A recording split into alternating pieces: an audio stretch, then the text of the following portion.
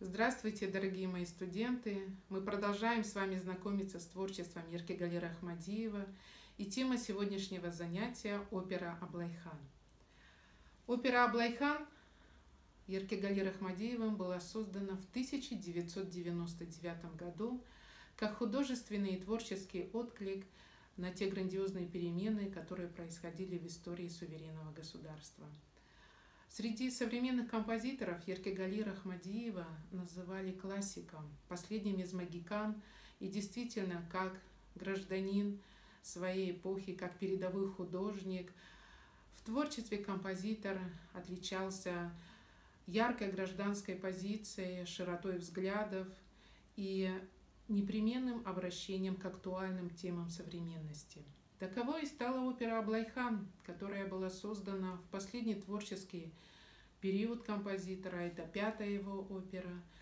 И, безусловно, эта опера стала таким монументальным, грандиозным завершением, кульминацией оперного творчества композитора и, конечно же, лучшим достижением оперного искусства в современном Казахстане. Либретный текст оперы «Аблайхан» был создан Абишем Кекельбаевым, народным писателем Казахстана, крупным политическим и общественным деятелем по его одноименной пьесе. Жанровое определение пьесы – халыктык кахармандык драмалык дастан, народный героико-драматический дастан. Дастан – это монументальный жанр, который можно отождествить с жанром героического эпоса. Специфические черты жанра дастан являются насыщенное сюжетное действо, большой временной охват, большое количество действующих лиц, поэтическая стихотворная форма и декламационное исполнение. Эти черты определили и жанр оперы, а также принципы воплощения образного и смыслового контента в опере. Монументальность, эпическая широта лежат в основе содержания оперы. Аблайхан, безусловно, продолжает и развивает эпические традиции в национальном музыкальном театре, однако впервые раскрытие эпического содержания драматургии оперы заключено в художественном отражении грандиозных событий истории. Опера воссоздает подлинные исторические события прошлого казахского народа и имеет систему персонажей, состоящих из реальных исторических лиц. Итак, реальными историческими персонажами в опере являются представители казахского ханства Аблай-хан, Бухар-жырау, Абельмамбет хан, Султан-Шығай, Толеби, Турсунбай-би, Батыры-Кабанбай, Богембай, Жанибек, Наурызбай, Малайсары и Малдыбай. Представители Джунгарского ханства представлены Калдан-Сереном, правителем Джунгарского ханства, его сыновьями Лама-доржи, Сыбан-доржи, Амир-сана, джунгарскими батырами Шарыш, Дауаши и Бутахан. Женские образы в опере также реальные исторические лица. Это Топыш Алтынокы, одна из жен Аблайхана, дочь Калдан-Серена, и Кулпашко Мусуки, младшая жена Калдан-Серена. Использование столь масштабного количества исторических реальных лиц в опере, число которых достигает 19, безусловно, было впервые, и Аблайхан можно считать новаторской оперой в национальной культуре. Рассмотрим центральный образ оперы, как же композитор раскрывает образ великого Аблайхана. В опере 4 акта. Каждый акт – это отдельная реальная история из жизни Аблайхана, в каждой из которых свой круг героев и персонажей. Действие оперы начинается с истории 20-летнего юноши Абель-Мансура и доходит до событий конца 1770-х годов, когда Аблайхан, великий полководец, незаурядный политик и дипломат, правит казахским ханством. В первом акте «Саис» – поединок. В казахскую степь вторгается войско джунгар во главе с Батыром Шарышем, близкого родственника Калдан-Серена. Надменно и вызывающе ведет себя Шарыш. Убежденный в своем превосходстве, он вызывает на поединок казахских батыров. И на его призыв выходит молодой, никому неизвестный джигит, 20-летний Абель-Мансур. Без страха вступает он в поединок, разогнав коня, и, издав клич «Аблай, Аблай», он одним ударом сражает Шарыша.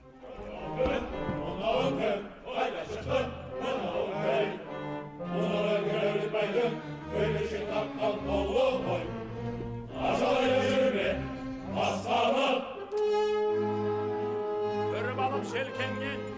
Ерсіліксем қайтелен.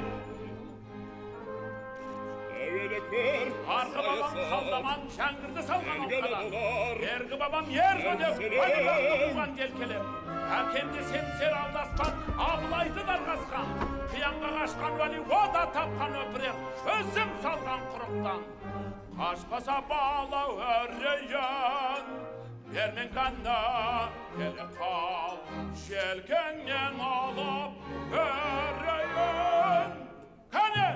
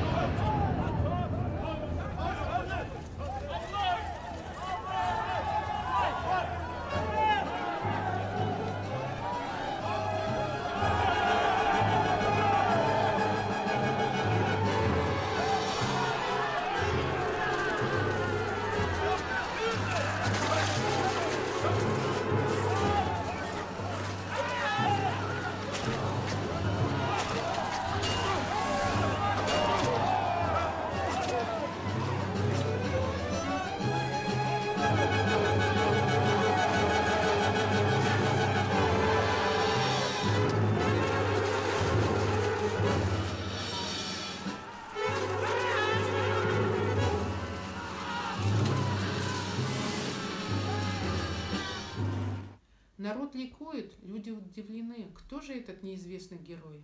Абель-Мансур рассказывает о своей нелегкой судьбе.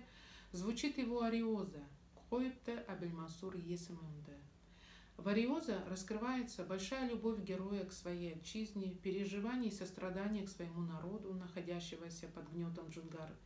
Музыкальный язык ариоза глубоко национален. Использование таких средств, как акынская мелодическая формула и мелодических распевов Ариадада и Аридадао сближает ариоза с жанром песни автопортрета Таныстыру, который был присущ творчеству профессиональных певцов Салов и Сере.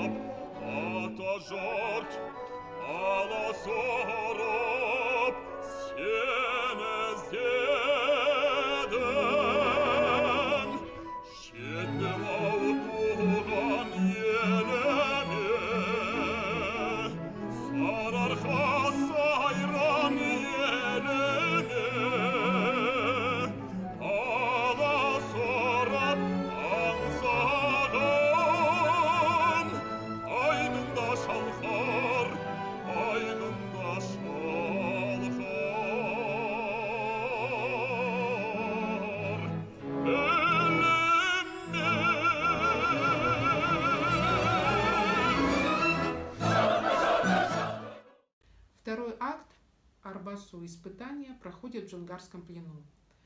В акте две картины. Первая картина происходит в заточении в темнице, где Аблай проходит ряд испытаний на стойкость. Находя заточение, Батыр не падает духом, думает о свободе и о спасении родной земли.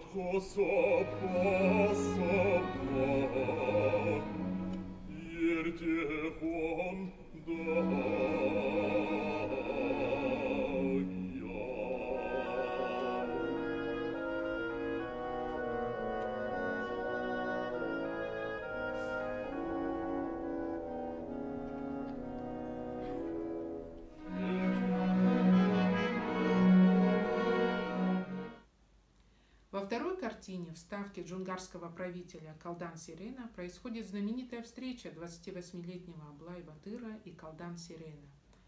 Калдан-Сирен, движимый местью за родственника Батыра-Шарыша, после встречи с Аблаем, оставшись довольным ответами умного и дальновидного противника, совершает неординарный поступок. Он отпускает Аблая, одаривает его ценными подарками и по калмыцкому обычаю отдает ему в жены свою дочь Топеш Алтынука. Музыкальное воплощение словесного действия диалога с Калдан-Сиреном решается с использованием речитатива, мелодии, наиболее близкой к словесной речи. Айтсыре жеремшеген еңбеген жерге мақтап орнақпас ел қадырын білмеген жер қадырын білмейді бірақ елдікке ұмтылмаса да теңдікке ұмтылады.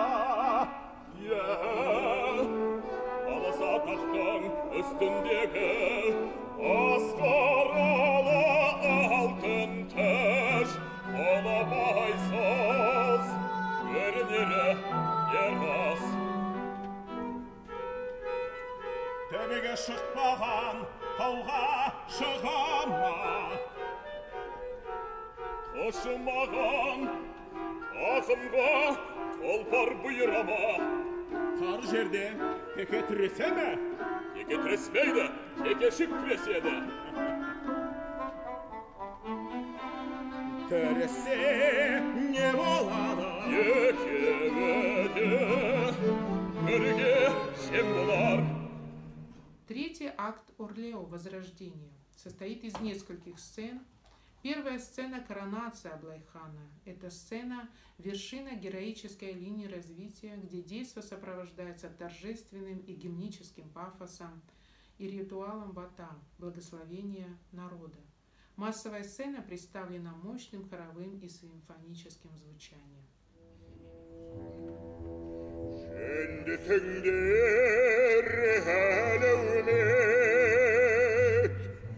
Алдыңа шаяма киіз, кәне Абылай оң аяқпен атта үстіне жолыңда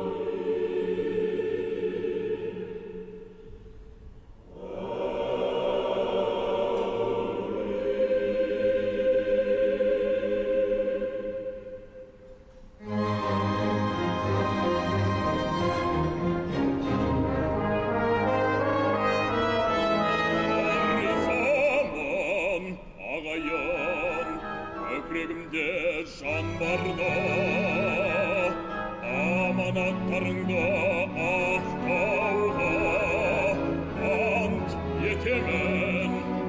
Ант етемен.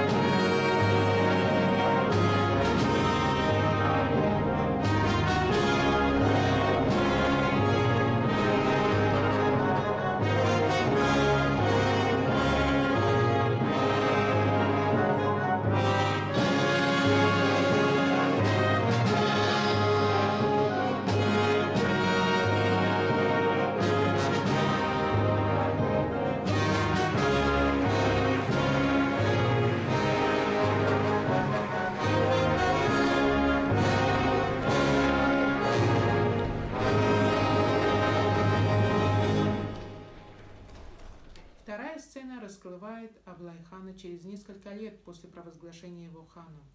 В сцене с приемом послов показана дипломатичность, интеллектуальная мощь Аблайхана.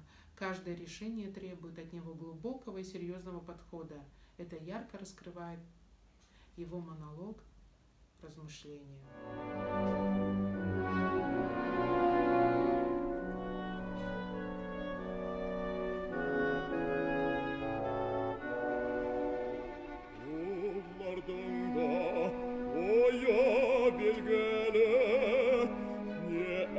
Әмір сананың аспандап кетті бағасы, не бұрын ешкім көрмеген, тәлкекке түсті бір басы.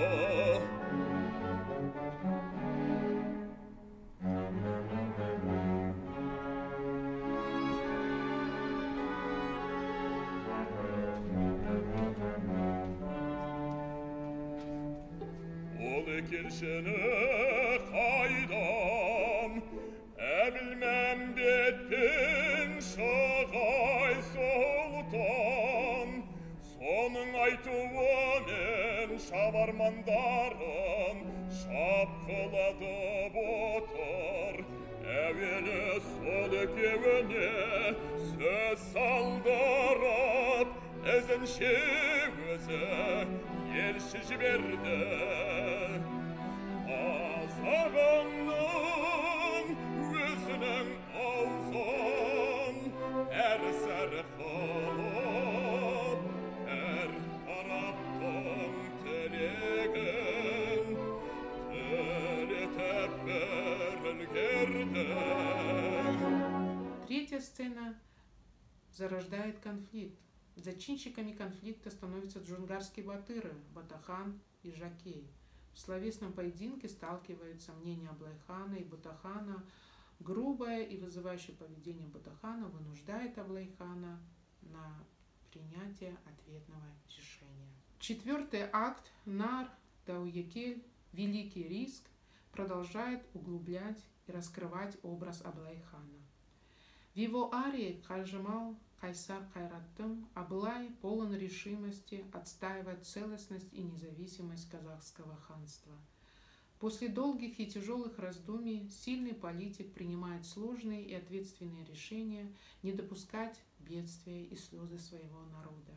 Его вокальная партия представлена решительной и развернутой декламацией, она выразительна, полна пафоса и воли. Кайсар Кайратым,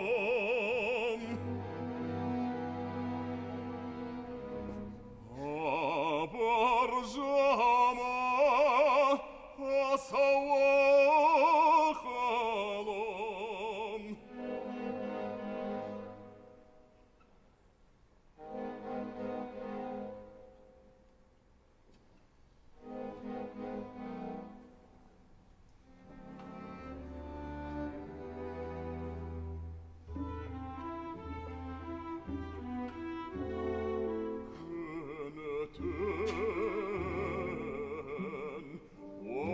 battım temsildirgen yenem ay göreyendip yem sen verdin terimden ötken astep verek beymen yerine jarav jetigeme gömşin kerden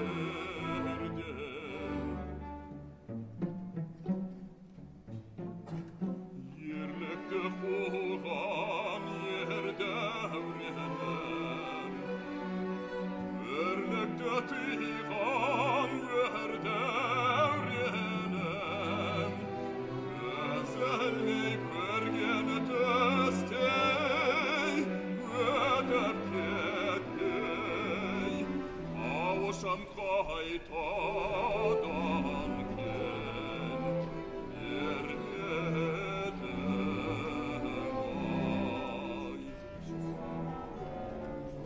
azat kalgım sonamada örele bayrak kolumda ezelep kalgan güdürde şalgap şagalap kalgan şegirde kolda şandardan şanga omtullar armanga jeter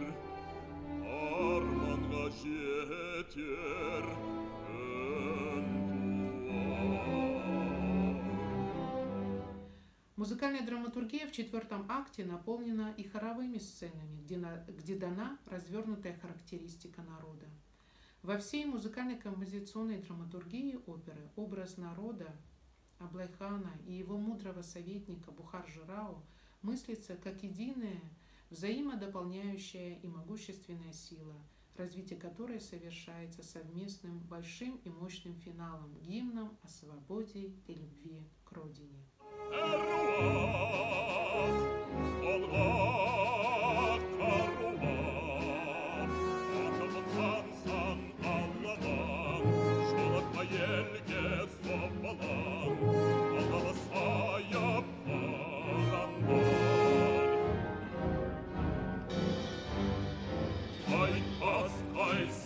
Жасыландар, ақселім сәрдей шарқылдандар, кернейді шалдабылған шерудar, Allah'ın gerek bizde taransa.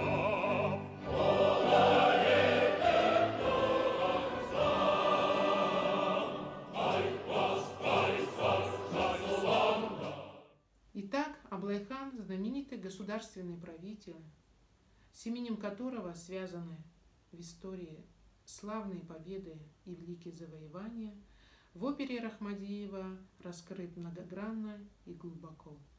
Композитор смог создать высокопатриотичную, монументальную, эпико-героическую оперу, которая способна пробудить самые высокие гражданские чувства. На вопрос после премьеры в 2004 году, испытывали ли вы трудности, работая над партитурой оперы «Аблайхан», Эркегали Рахмадиев ответил: нет, трудностей я не испытывал. Я испытывал более глубокое, более сложное чувство – ответственность. 5 лет вдвоем с супругой мы жили в домике на берегу Балхаша. Надо было отрешиться от всего белого света и работать каждый день, от темна до темна, чтобы написать этот гимн нашей независимости. Таким образом, я бы хотела вас попросить посмотреть оперу полностью в записи на канале YouTube в постановке Государственного академического театра оперы и балета имени Абая в городе Алмате. Главную роль, вы сейчас видели отрывки из этой постановки, главную роль, партию Аблайхана исполняет лауреат Государственной премии баритон Талгат Кузимбаев. Кстати, он же является первым исполнителем нашего гимна. Пожалуйста, посмотрите и полностью поймите идею оперы, ее содержание и насладитесь музыкой великого композитора Эркегали Рахмадиева.